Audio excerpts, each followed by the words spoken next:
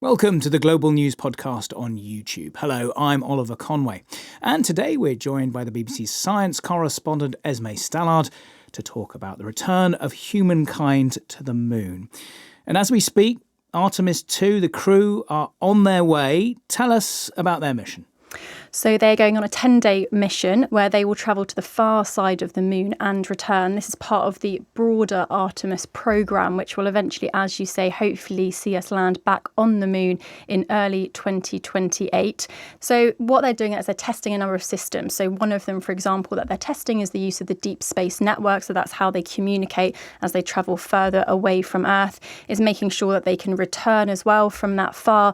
They've also been practicing a number of manoeuvres over the time since they've launched. So this spacecraft all the astronauts are sitting in was attached to a stage that's separated, and then they were doing kind of flips and to try and orientate themselves around that. That's because in future, what NASA would like to see is almost yearly returns to the moon, which would require them to be landing and taking off from different docking stations. Why is the US so keen to go back to the moon? After all, they had all those missions more than 50 years ago.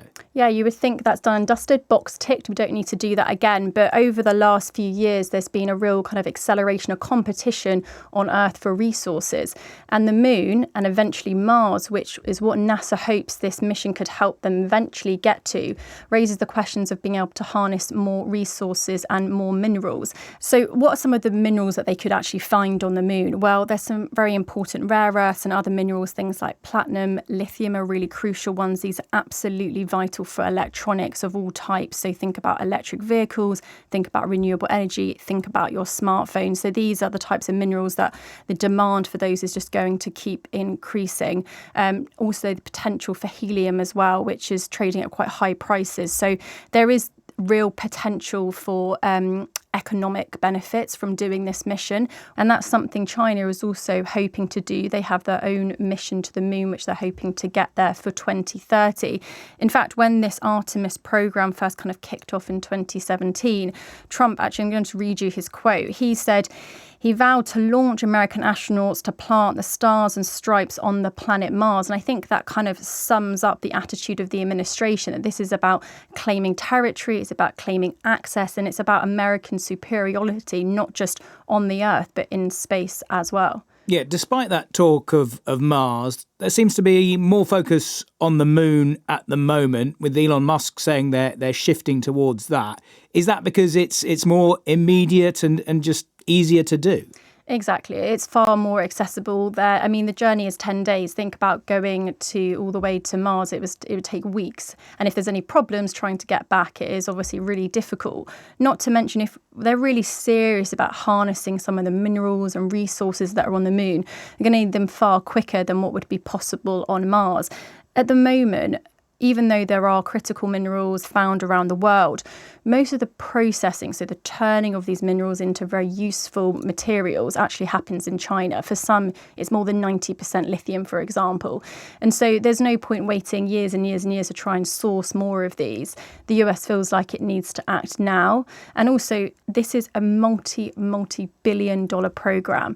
In order for it to have been successful, it has needed 4 consecutive administrations to back it. You don't tend to get that. Often you see the Democratic administrations pull back because of the cost of it. So I think they're trying to take advantage of the fact that they've had this collective support across the political divide and just move through these stages and try and get to the moon. I think also it's inspiring. It's saying to people, okay, look, we've achieved something here. I think if you set the target of Mars, it's so far away. I think it's really hard for people to grapple with. But you could see last night on the videos, people that were down on the ground, how inspired they were. And I think that's what NASA and the administration, the US administration, will be trying to kind of leverage to kind of build support for it. And looking at the bigger picture, for the Americans and for President Trump, if they pull this off and land on the moon, it'll be an amazing thing. I mean, for them, absolutely, right? And not only is it a money commitment, but it's a show of strength. And right now, considering everything that's going on in Iran, I think Trump will see this as a significant win. He actually took to Truth Social last night to talk about the mission, saying that they were winning on Earth and in space. And I think that speaks to where his mind is, that he very much sees this as a demonstration to their, I say enemies in quotation marks, competitors maybe within this space, that they are exceeding leading and a show of American strength. And I think speaking particularly to his MAGA base, which, have been we're starting to see those splits on the issue of the Iran war, but maybe this is something they can coalesce around and support their president as he backs this mission. Talking about the minerals, will it be cost effective to fly all that way, dig them up, bring them back, and then you might still have to process them here? At the moment, no, but you start anyway. I think what has been quite interesting in the whole minerals race recently is I think the kind of push to identify sources of minerals that are not cost effective now but could be in the future. Interestingly, often the moon is compared to the deep sea in terms of how much we know about it. And actually, the parallel races that are going on at this time in order to access minerals are actually very similar. So the US has just announced that it will, in the last year, that it is looking to issue licenses for deep sea mining. The reason I mention that is an area that, much like space, is considered internationally shared. No one is allowed to claim it. But the US has decided we don't care with that. We want to continue on and make the most of it. Right now, that is not commercially viable, but I think they consider it that we need to start harnessing these minerals, and over time, those costs will come down. So it's quite interesting, I think, seeing these two races play out in parallel, and mostly it is China and US competing in both of those spaces. Yeah, I mean, how is China doing in its effort to get to the moon?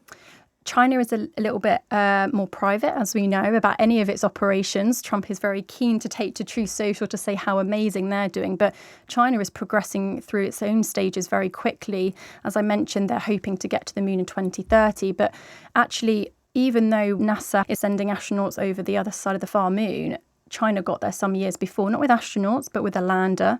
They got that on the dark side of the moon. They collected rock samples and brought those back. They have been shared. So recently they were shared with the UK Space Agency. But that's really important because it tells you what might be available. It tells you about conditions there that we'll have to deal with. That's really important as well. So even though they're a lot more private, I think it's quite clear that this race is definitely on. And NASA has seen some challenges over the years with this program where they've had to kind of delay things quite a lot. And obviously I mentioned their funding being an issue. We know there's a few other things on Trump's mind right now that he's spending money on. So can NASA commit to this program long term? You mentioned challenges. They haven't even got to the moon yet, but what will they face when they eventually get there? And if they're going to stay there long term? I read somewhere there was razor sharp dust, for instance. I mean, every single possible thing that could go wrong would happen on the moon, right? Temperature, pressure, the razor sharp dust. Radiation is a very, very big one as well. So they actually have these amazing things they're being sent with called organ chips, which effectively are a piece of human tissue from each of the astronauts on board. There's 4 of them on board. And what they'll do is that will go with them on the mission. It will come back. And as part of this Avatar's, what it's called, program, they will see how that human tissue has responded to radiation. So that's really important when we begin to build potentially stations, suits for us to be on the moon for an extended period of time, of how we react to that. We know space is a very, very difficult place to survive, even within the tightly controlled pressure, temperature, humidity of the spacecraft. They have to exercise every day because their muscle, their bone will weaken over time because of the conditions they are under. So that just summarises how challenging it is. But I think potentially speaks to maybe some of the excitement that this rocket has taken off because of how technical it is. Yeah, I mean, it's quite a small space. There are 4 of them. They're going to be there for at least 10 days. You can imagine that it could be a little bit difficult living like that. I mean, I personally wouldn't do it. If anyone's been on a caravan holiday, imagine that, but you can't leave for 10 days. It's about 5 metres by 3 metres. It's very tight. I'll tell you how tight it is. The toilet is under the exercise machine. So that gives you a sense of the close quarters they're operating within. But obviously, they've been training together for years. So they kind of are able to work closely together. But and they have a very tight schedule. And part of that does kind of help with, I guess, some of the nerves, some of the mental load of having to go through this as well. They each have their own responsibilities on board. And if you listen, there's a live NASA 24/7 feed. If you're a real nerd and want to listen across that, you can hear the different astronauts talking about their tasks. They're all very clear on what they have to do. But right now, we're hearing they were quite cold on board, something they have to consider as well. So much like being on a plane, they've been asked to get their suitcases out and put their long sleeves on. So there's not just the pressure of having to fly a spacecraft, but deal with the normal, I guess, troubles that we face when we travel. Esme, thank you. Esme Stallard, the BBC Science correspondent. If you'd like to hear more from the Global News podcast, click the link below. But thanks for watching.